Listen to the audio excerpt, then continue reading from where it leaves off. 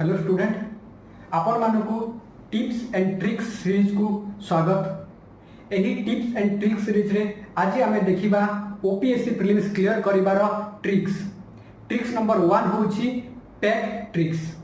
Pack माने सेही pack नुहे जहा आपण भाबुछंती, एहा होची ओपीएससी प्री क्लियर करिवार pack for P for polity, जो थे कि 25 रो 28 क्वेश्चन आउची लास्ट 5 वर्ष डाटा एनालिसिस कले।